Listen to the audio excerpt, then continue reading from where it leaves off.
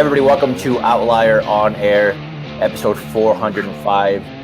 This is the podcast where we interview founders, disruptors, and mavens. As always, I'm your host, Trevor Gonzalez. On today's episode, we have Alex Doman. He is the founder and CEO of Advanced Brain Technologies. Alex, welcome to the show. Good to see you, Ever. Thanks for having me.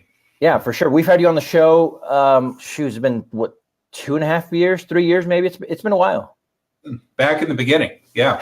That's right. Yeah, it was definitely under, episode 60 maybe. Right now we're over 400. So it's been a little while. We're happy to catch up with you. So before we kind of paint the picture, I want to paint the picture for our audience before we kind of get into the details of this. Right now, tell us where you're calling us from. Ogden, Utah. What's the entrepreneurial state there in your community? The pros and cons. Well, Utah in general as you know, is a very strong culture for entrepreneurship. And I think there are a lot of factors contributed there. Utah or Ogden specifically, it's a very exciting time. And part of that came around when we first met at Startup Ogden and having this incubator in this environment for new tech startups to collaborate and get some exposure. So, I think there's a great sense of local here, and it's very community based. So everyone's here to help each other. It's not a highly competitive environment. So I see those as the pluses. Some of the negatives are, sometimes Ogden's own poor self value. We're the little guy, but that's part of what makes it strong. And the snow, I'm gonna say a negative in my opinion, right? I mean, it's cold up there. What's going on with that? Well, not this year. We were praying for snow. It was okay. I came here from LA, so I like having 4 seasons. Yeah, it's a little bit different. Okay, let's get into it, right? So when we last talked to you, we focused a lot on Advanced Brain Technologies, which you're still running, right? You're the founder, CEO, something that you've been able to grow, doing fantastic. I want to get into that here in just a sec, but you're also an author. You have a few different projects under your belt. So let's go in order. And then I want to talk about the good, the bad, and the ugly of entrepreneurship in every single one of those phases. So Advanced Brain Design Technologies. Let's talk about that first. So, Advanced Brain Technologies, this is our 20th year. We're a neurotech company that develops audio products that are designed to improve people's brain performance. So, in many regards, we're a music label that creates therapeutic music and has created our own distribution network of professionals, therapists, and educators that are working with individuals generally that have a compromised condition. They have challenges with learning, with attention, with sensory processing. We work with veterans, wounded warriors. So across the spectrum of individuals that can benefit from enhanced performance that may be coming from a more compromised place in their life where they're looking to level up, and then helping individuals, get to that next level and enhance their performance, all with, very specifically designed music and sound products. Yeah, let's talk about that. So you're saying basically you help them by bringing the music into what their therapy or their daily lives. How does that work? Yeah, well, let's step back. I mean, we're wired for sound. I mean, we are born to move and process sound. The first sense that is fully developed in utero is our hearing sense. So we're hearing in the womb. So we're very attuned to sound, and music is very innate to us as human beings. We all use it in our life. And what our team does is scientifically design sound and music that is very specifically created to affect different brain areas. So you listen to the music to get a work effect, a benefit as a result of the music listening, as opposed to just entertainment value. So we're familiar with using music when we're exercising to optimize our performance, to relax and kind of wind down, to celebrate. So it's the same idea of matching the right music to what the goal is that you have.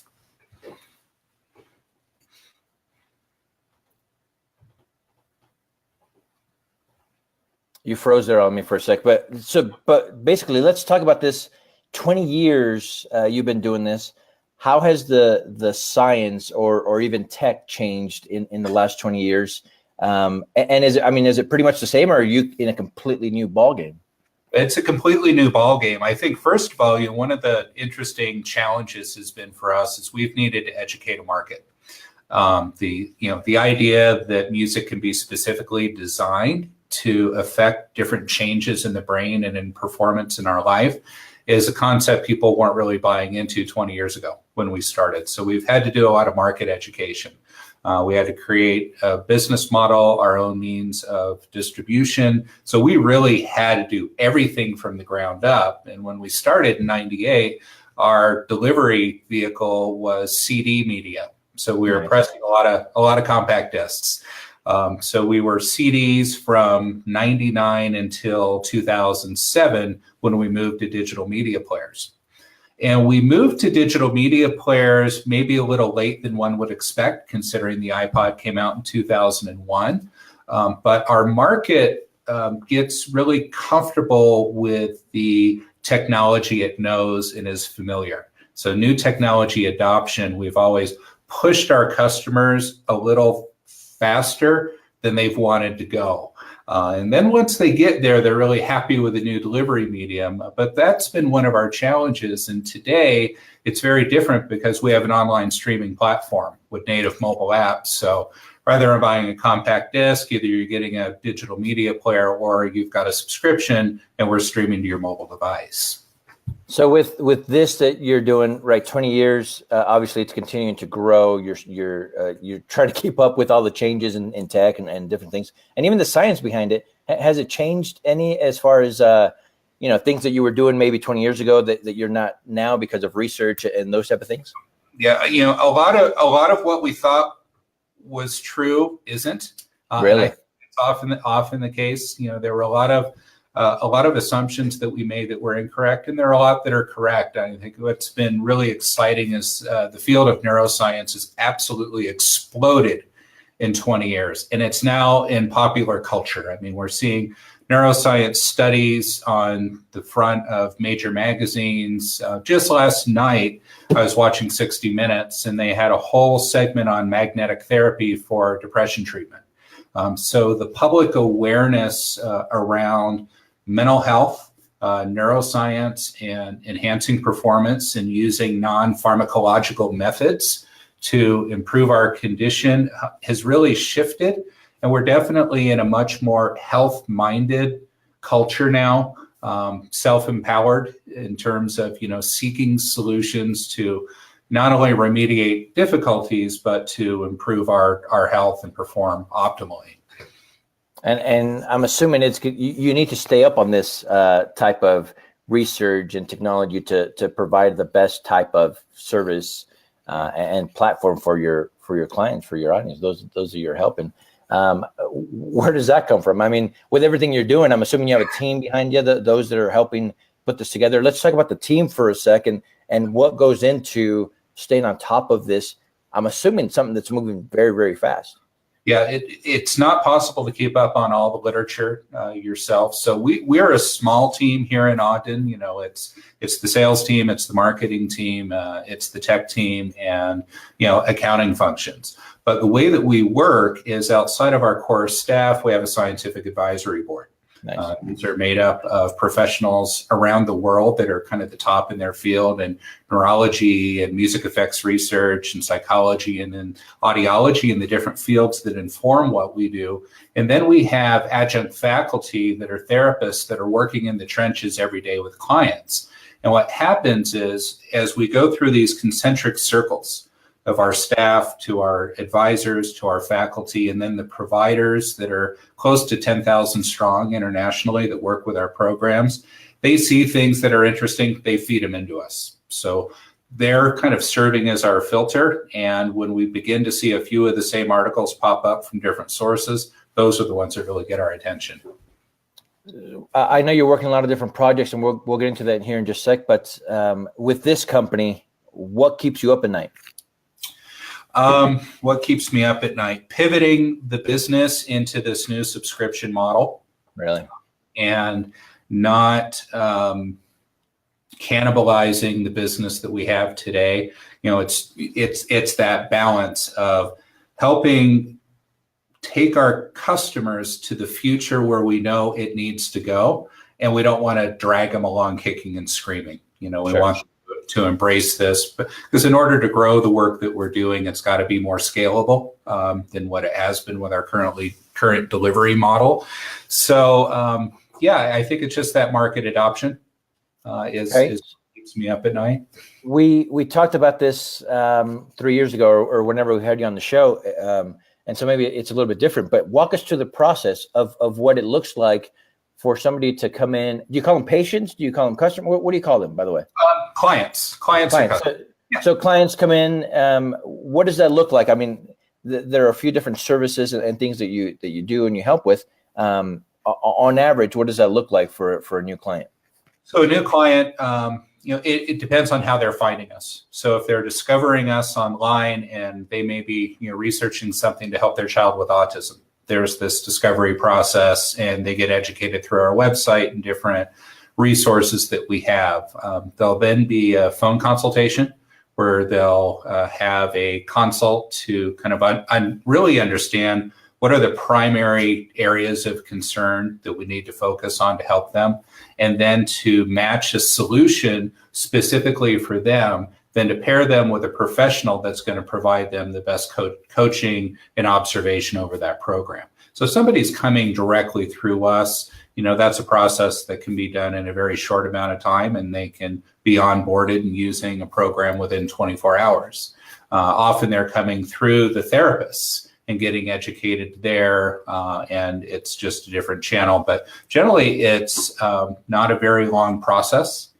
So we do some intake. They may do some basic questionnaires or some testing to understand, where we can really provide the best service to them. Interesting. So now, where your personal history, your background, why this? Why now? I mean, what have you done in the past? Well, before I did this, I was in mobile tech. So I was in mobile phones in Los Angeles in the late 80s and early 90s. Really? A different ball game, I'm sure, there. A very different ball game. I was in LA, and it was interesting, though, is we were still educating a market on what this thing called a mobile phone was. Mm-hmm. And it was really exciting when we got 15-second voicemail on a phone, which at first was an answering machine before we got to real voicemail. So that was a very different space for me. And I got into this field 25 years ago because of my family, who's been in the field for 75 years. And my grandfather and my father. And my father had a health crisis, and I moved to Utah to help him through that and to help his business scale so it would outlive him. And he's still kicking and going strong and doing great work. I think. And you're being a little modest there with the family stuff. I mean, they were pioneers in this industry, in this space. Let's talk about that for a sec. Yeah, my grandfather was a rehabilitation physician, so what's called a physiatrist. So if somebody had a physical injury or a brain injury, you go to a physiatrist that will oversee your rehabilitation. And he was stationed at Walter Reed post World War II, and he was one of the first doctors to help rehabilitate brain injured soldiers. And that went into helping people in coma wake up and recover, and helping stroke patients. And this was at a time that it was believed the brain was hardwired, right? What you had was all there was, and you couldn't change that brain. So he was a bit of he was really a renegade and pushing against his peers in medicine, really with the belief and understanding that the brain was plastic, it was malleable, it could change, and you had to use everything you could to help people get better. So he really, he along with his brother and their colleagues, really changed the perspective of what's possible, right? That a brain injured individual who's not walking or speaking can walk or speak later in life, given the right opportunities. It's funny. So from that, we're now, right, a lot of more people are talking about this mainstream media outlets are discussing this on a regular basis now. And man, it's come a long way, and hopefully it continues to grow and continues to advance, because obviously that's just going to benefit all of us, right? As we start to get older, as different things happen. So congratulations to you and the family. That's a big deal. Well, it is, and I mean there are a lot of parallels, right? Lots of people working, in the field. This wasn't unique to our family. Sure. In that others were working at the same time, maybe on different tracks that have all intersected. But I really see this ever as a 100-year paradigm shift, where we shift from the brain is hardwired and what we have is all we'll ever have to, and we've got another 25 years to go, to where it is just common knowledge that we do things to nurture the brain, to feed the brain. We pay attention to our diet and exercise and our environment and our emotional state and how we treat one another and how we treat our environment, to understand the effect that has on our quality of life. And we get closer and closer to it, and the brain science gets better and better in the general, again, as we talked about earlier, awareness about health and wellness, right? How many podcasts are out there about personal development and diet and exercise and biohacking and body hacking and brain hacking? I mean, it's this kind of movement now, but a few of us have been at it a long time. It's scary, and this is something that I don't think about all the time, but the brain, obviously very, very important, but something that most people know very little about.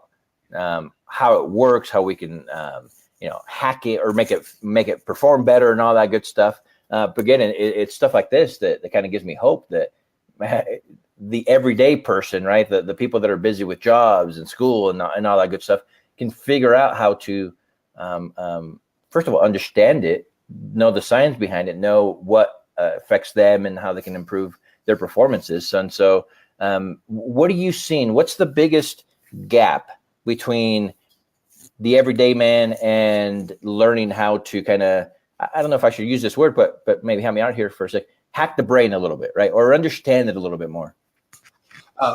One of the challenges is there's too much information out there now. Yeah. Right. So we went from nothing to too much? Yeah, we literally went from search. I can't find anything, to I've got too much data coming at me. I don't know how to filter what's good from what's bad. And you end up with a lot of bad and misinformation along with the good information. And there's not a great filter yet to help people understand really what is true and what is right to the best of our understanding today, versus a lot of nonsense and pseudoscience that's also out there, right? So there's that balance of too much information now. And I think that's true of about everything. I mean, if you're on your Facebook news feed or in your social media channels, and once the AI begins to learn what you're interested in, you just begin getting bombarded with messaging. Sure. On that particular topic. Interested in a paleo diet? Boom, you're getting all kinds of good information and misinformation at the same time. So finding good sources that can distill relevant information to the layperson, I think, is really critical. That there are a lot of people out there now that know just enough to be dangerous and maybe going the wrong direction because they think they're doing the right thing, and they don't know that necessarily what they're pursuing may be the wrong path. And of course, you're out there trying to help with that information, trying to obviously put all the, like you said, you have a team full of very smart people that are kind of gathering this information, the research. So obviously very important. We're going to continue to follow you. Now let's switch gears here a little bit. Yeah. With most people would have their hands full running a company like this, fast paced, right? Moving all the time, research, all that good stuff. But all along there, you managed to become a best-selling author for a book called Speed of Sound. We'll get into that maybe here in a bit. But so the book, Sleep Genius, which again, we'll talk about here in a bit. But let's talk about this kind of new thing that you're working on that is obviously very important. But what is it? Vital Neuro. Yeah. Let's talk about what you're doing there. Vital Neuro. So Vital Neuro is exciting. And I think as you you talk about the path of being hands full. You, as well as I know, it's about the people you're surrounding yourself with. We're not an island. We're not doing this work alone. Although sometimes as entrepreneurs, we think we are, right?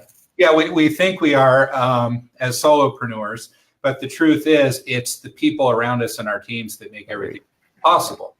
And, these things we talk about, the book project, Sleep Genius, Vital Neuro, we have different units or teams, groups that are working on each project, right? So I think that's important. You bring a specialized team in to work on the problem that's in front of you. So Vital Neuro is a enterprise platform that is designed to solve stress in the workplace. And we see stress now as the leading cause of ill health in our society. It's a major, major issue in the world that we live in, ever toxic in many ways. Our stress levels are elevating, and a lot of us are just walking around kind of trying to manage that stress, and we don't even realize it, right? So we're not as productive as we could be. We're not sleeping as well as we could. Our relationships with coworkers aren't as healthy as perhaps they should be. We're turning over jobs more frequently than we wish because we have burnout. So it's a real issue. And for the employers, it's a massive issue because the cost of lost productivity, of employee morale, of burnout and turnover, and replacing and onboarding new team members in very competitive environments is really challenging. We look at Utah, we have one of the lowest, if not the lowest, unemployment rate in the nation. It's a very competitive work environment. So companies need to have every edge they can to help empower their employees through health and wellness programs. So with Vital Neuro, what we're working to do is provide this solution to help manage stress so we have happier, more resilient employees that are going to last in their jobs longer and be greater contributors to their company over the long term. So, I mean, what does that look like? Is that training? Are you training the employees? Are you training the employers? A combination of the two? We're training their brains. Okay. Okay, so if you take the underlying idea that music and other methods of brain training have a long-term effect as a short-term effect on performance. And what we're doing with Vital Neuro is a natural extension of advanced brain technologies where we actually are reading your biorhythms in real time. What do I mean by biorhythms? Your brain waves and your heart rate activity. And we're looking at relationships that are known to be related to stress, okay, in the brain and in your heart rate, certain patterns that we observe. And by wearing a high-end pair of headphones that are monitoring your brainwave and heart rate in real time, then sending that information via Bluetooth to a mobile app that then has programs that are helping to manage that stress and train you to regulate it. So I want you to think of this. A lot of people try meditation. I don't know if you've tried meditation. Meditation's hard, and it's hard to learn because you're trying to quiet your mind, become very, very focused, and tune out outside distractions. Sure. Now imagine if you have a mirror, right, that the brain can watch itself in real time and know whether or not we're getting to that meditative state or not. And then if we're off track, that we get guided on track. And how do we get guided? We have certain sounds, certain visuals, and other things that are telling the brain, we're off point, let's get on point. As we're listening to very relaxing music that's lowering our stress, we're getting real-time information from the brain that is then personalizing that music to guide you to that relaxed state. In a 15-minute session, before a shift, after a shift, or on a break. So what you're putting out there can be huge for employers and employees. Obviously, you talked about the loss of productivity, and I'm assuming in the billions yearly, right? So how is it being received then? Obviously, we know we need it. I think most people there's a lot of stress, and you're still a startup, right? Now that you're going out there, how's it being received by those that you're approaching? Well, we're still in prototype stage, ever. So we've got the first product that we'll begin trialing with customers. But what I can tell you is the companies that we're sitting down and talking to see the potential of this as being absolutely massive. If we take kind of one segment of an industry of call centers, and I worked in a call center when I started going to college, and it was a highly stressful. I think it's a rite of passage for a lot of us. Either you're getting a lot of hangups, or you're getting people yelling at you, or not very interested in what you have to say, or you're trying to extract sensitive information from them they don't want to share. It's really stressful to do that job. So therefore, in a call center environment, you can have up to 90% of the workforce turning over annually, with about $9,000 per head to recruit, train, onboard, and get somebody through their initial training period. So when we can take a solution that's very cost effective, that's going to reduce that employee turnover and increase their productivity, the companies are chomping at the bit for this kind of solution, because right now there isn't anything. You can institute training programs, but if you're not changing the brains of the employees that are receiving that training, ultimately you're not getting to the core issue. And the core issue is the ability to regulate our stress the way that our bodies are designed to do it. Okay, so how are you dealing with the stress of running a successful company plus trying to get this off the ground, right? I mean, again, this is a startup. You're raising money. I mean, that's not easy, and it's not always fun. So how are you doing it? We use our own tools. Okay. I mean, that's really important. Great answer.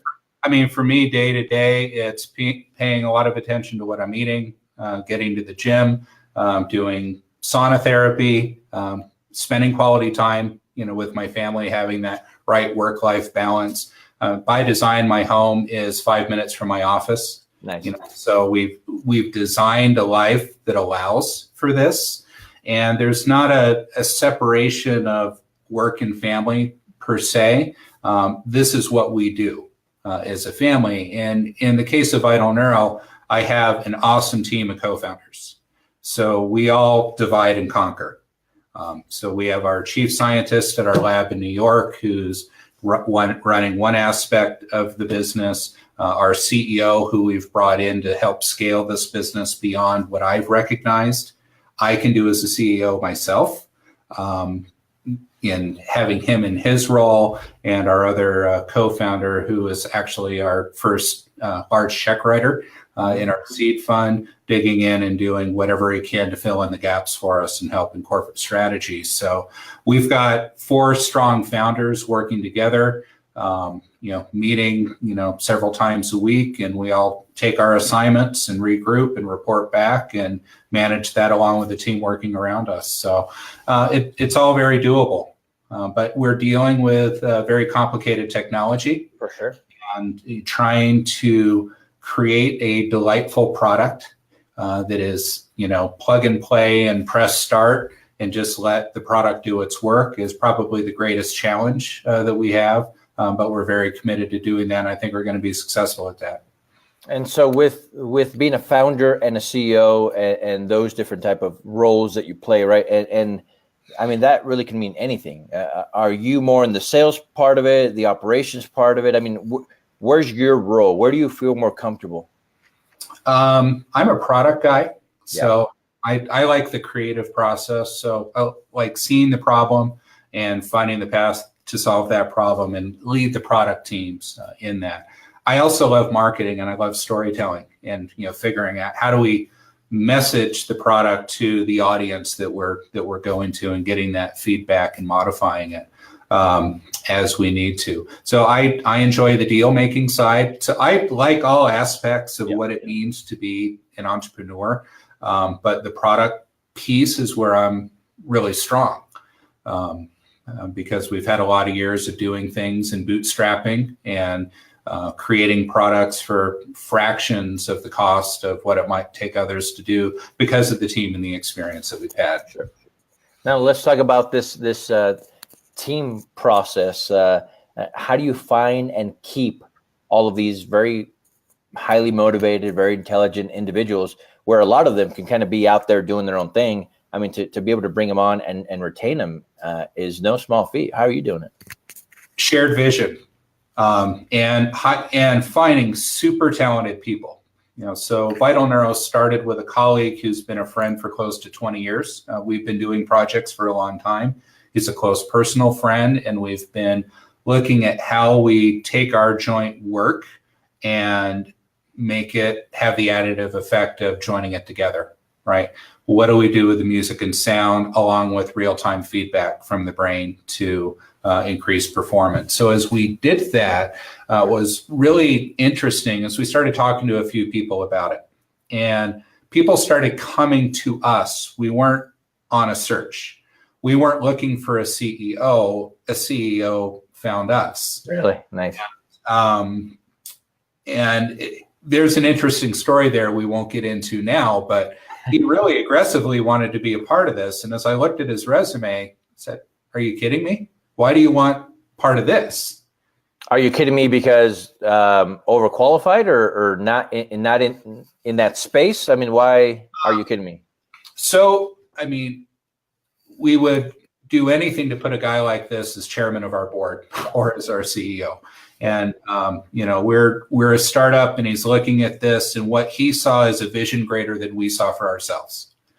And that was exciting. And we had to pinch ourselves a little bit as we were in the process of courting, as you do, co-founders. Mm-hmm. And through that courtship, really learned his passion for this was shared with our passion. So I think passion is really important.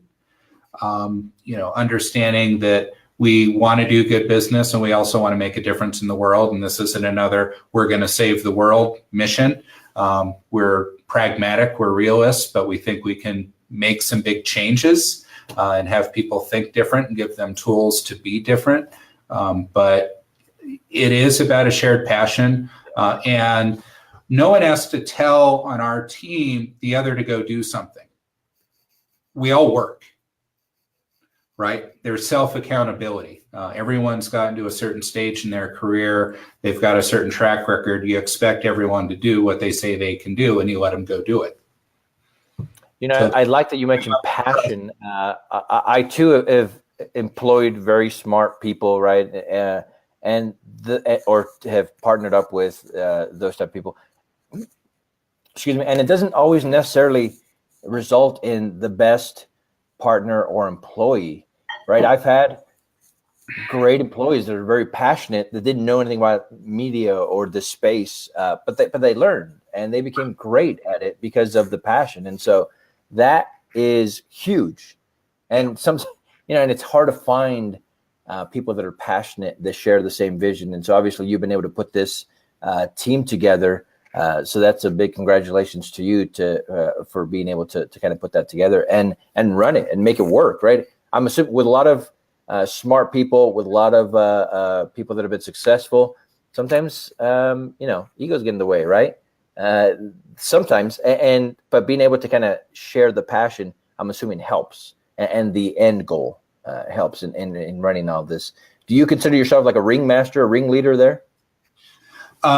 No, because I guess as we started, my co-founder and I, we were both driving this together. I think for me, I have to step back and not try to be the ringleader. And as I mentioned earlier, what we're doing with Vital Neuro is next level compared to what we've done with Sleep Genius or Advanced Brain Technologies. I mean, this is a massive market. It's a big problem. And we had to bring in people that have scaled operations well beyond anything we've even done. So there is a point in which you have to look at your own track record and to know kind of where is your ceiling and how do you bring people that are going to help you rise above it through their skill set and their track record. So I think one of the most important things for me in this was stepping back and actually having somebody else run it.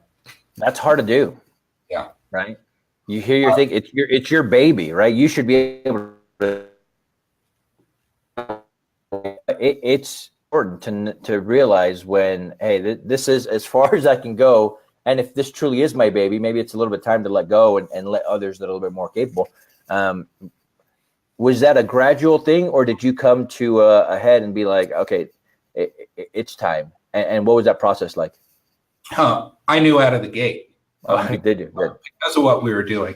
First of all, it was a next level of technology. So this is not something I could do by myself. And this is something that I didn't ideate myself. It was with my co-founder, who's our neuroscientist. And these were shared ideas and shared vision.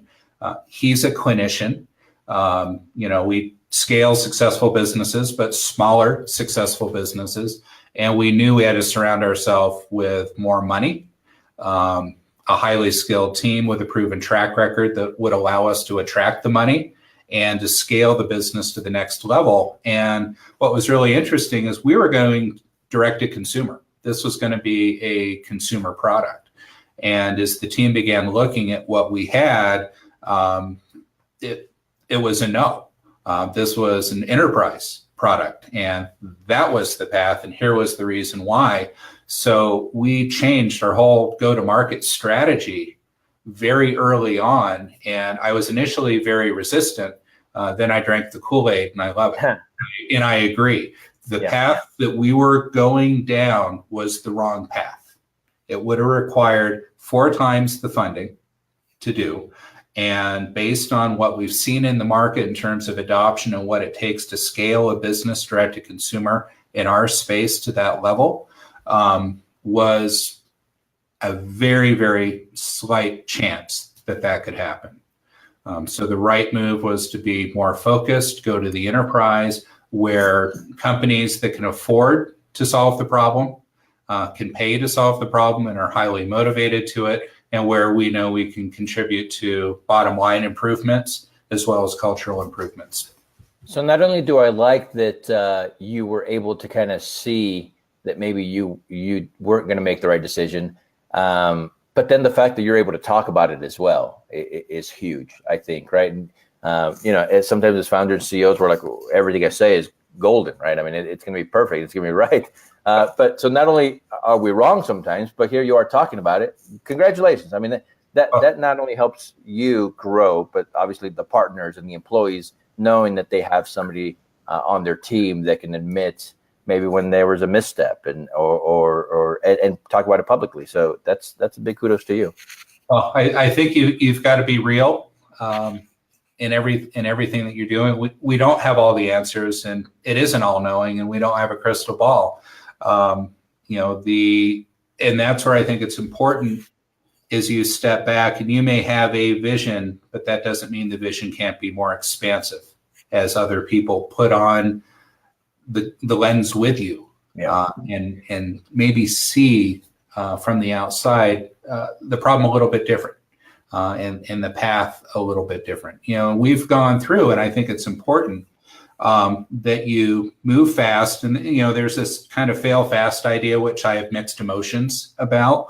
But we were willing to fail fast even with our go-to-market before we went to market, and to realize this was not the right course. And you have to be willing to stop, regroup, create a new business plan, a new go-to-market strategy, allow that time to evolve, to do the modeling, and to go in an entirely new direction. So far, so good. So far, so good. Yeah. Now, at the rate that we're going, when we have you back on our show in 3 years, what are we going to be talking about? We may be talking about an IPO. Oh, really? We've got big plans for what we're doing. We'll still be but we'll be preparing. That's exciting. That time. Yeah. So it's a big deal and it's a lot of work. Does the team have it in them as it is now, or are you going to continue to grow the management team, the executives to get to that point, or is this it? Our core team will remain, but we're currently talking to other core C-level team members to come in and are building out our sales organization and preparing. This is going to be a large endeavor, and it's going to be all in for all of us. Good. Congratulations. Now, obviously, I'm very impressed with you, what you've done. You give us a great tour of your office, and we met some of the employees last time we were there 3 years ago in Ogden with our crew. Now, you're obviously the real deal, right? You're running successful companies. You have these great ideas. You're able to manage partners and employees and all that good stuff. So for the people that are listening now and will be listening later, what kind of advice do you have for them? Something they can learn from you that'll take them to that next level. It's funny. I'm constantly learning and taking advice from others. So that's the first thing. Always be a learner. I rarely believe that I've got the answer, but when I feel I do, I trust my gut, and that comes from experience. But I think it's really important to be willing to share the work with others. Mm-hmm. As a founder, in the beginning, you have to do it all out of necessity, but be willing to let go as you can and get out of your own way, and let others help lift you and lift your idea to the next level. Be willing to accept when you're wrong, and don't be so married to your idea that you go down with it. You have to have passion, and you have to have a vision and a belief in what it is that you're doing, but be willing to be wrong and pivot and make a change. I love that advice. It's obviously hard to do sometimes, but it can be learned. It can become a habit to kind of let go a little bit and let others in. I want to point out something that you talked about there for a sec. Trust your gut. You said you trusted your gut, right? And looking back in my career, some of the biggest mistakes that I've made, I can pinpoint to the fact that I went against my initial gut instinct, right? And so that there's something to be said about that, right? Well, we have trust yourself. Well, we have two brains, right? We do. We have a gut brain.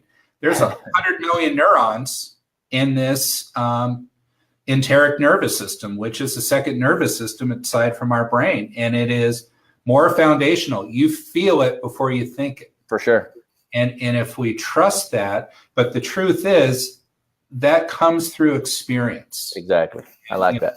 And, your show's called Outliers. So obviously you subscribe to the ideas of Malcolm Gladwell, who I do very much. And it is about thin slicing, right? And you learn to thin slice through experience. And ultimately your gut will tell you if a decision's right or wrong, and you've got to trust it, even if the data is telling you otherwise. Exactly. It can be pointing in a completely different direction, right? But sometimes you just get that feeling. Sometimes your gut's telling you, yeah, it's not a right partnership, or it's not a right move, or whatever. So good. Anyway, those that are listening, take advice from Alex. Obviously, successful entrepreneur, founder, CEO, doing some amazing things.